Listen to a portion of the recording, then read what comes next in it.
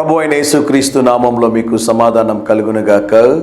Shalom. ఈ ఉదయకాల సమయం కొరకు ద్వితీయోపదేశ కాండము 15వ అధ్యాయము 11వ వచనము.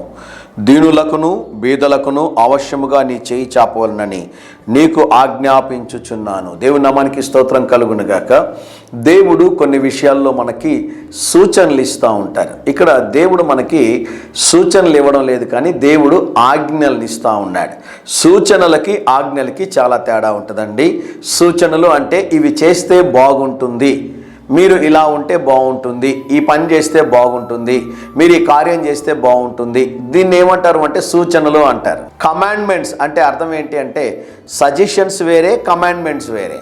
కమాండ్మెంట్స్ అని మీరు గమనించినట్లయితే దీన్ని మీరు తప్పకుండా చేయాలి అనేటటువంటి దాన్ని కమాండ్మెంట్ అంటారనమాట. ఇక్కడ దేవుడు మనకిస్తున్నటువంటి ఈరోజు శ్రేష్టమైన వాగ్దానం ఏంటి అంటే దీనుల కొరకు బీదల కొరకు మీరు తప్పకుండా సహాయం చేయాలి. జూన్ మాసంలో తిరిగి స్కూల్స్ తెరుస్తున్నారు కాబట్టి మన చుట్టుపక్కల చాలామంది పేద విద్యార్థులు ఉంటారు. వారి కొరకు మీ వంతు ఆర్థికంగా సహాయం చేయండి. వారి యొక్క కుటుంబంలో ఉన్నటువంటి తల్లిదండ్రులకు డబ్బులు ఇవ్వకుండా వీలైతే స్కూల్ ఫీజు మీరే కట్టండి, బుక్స్ కొనియండి, లేకుంటే ఒక మంచి యూనిఫామ్ కొనివ్వండి. ఏదో ఒక సహాయం చేయడానికి ప్రయత్నం చేయండి. ఆ బిడ్డలు చదువుకొని ఉన్నతమైనటువంటి స్థితిలోనికి వచ్చినప్పుడు మీరు చేసినటువంటి మేలును జ్ఞాపకం చేసుకొని వారు కూడా ఇతరులకు సహాయం చేస్తారు. తద్వారా యేసయ్య ప్రేమను మనం ఇతరులకి పంచడానికి ఇది ఒక మంచి అవకాశం అని దేవుని సేవకుడుగా మీకు తెలియజేస్తున్నాను. మీ చుట్టూ ఉన్నటువంటి చాలామంది ఇబ్బంది పడేవారు ఉంటారు.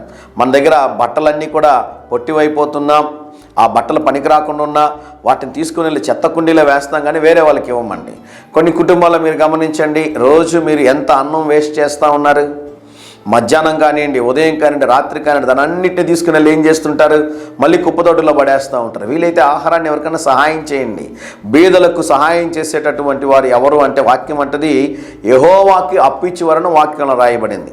మీరు బీదలకు సహాయం చేస్తే తప్పకుండా నూరంతలుగా దేవుడు మీకు సహాయం చేస్తాడని దేవుని సేవకుడుగా ఈ ఉదయకాల సమయంలో జ్ఞాపకం చేస్తున్నాను. కనుక వీలైనంత వరకు సహాయం చేయడానికి ప్రయత్నిద్దాం. దేవుని దీవెనలు పొందుకుందాం. ధైర్యంగా ఈ దినాన్ని ఎదుర్కోండి. దేవుని సన్నిధి మీకు తోడుగా వచ్చునుగాక. ప్రియ పరలోకపు తండ్రి, మీరిచ్చిన శ్రేష్టమైన వాగ్దానము కొరకే మీకు వందనాలు. ఈ దినం మా ప్రియులు తలపెట్టుచున్న ప్రతి కార్యములో జయమును అనుగ్రహించమని, చుట్టూ ఉన్న దీనులు బీదవారికి సహాయం చేసే కృపను నాయనా మీరు వారికి దయచేయమని యేసు నామములో ప్రార్థిస్తున్నాము తండ్రి. Amen, amen.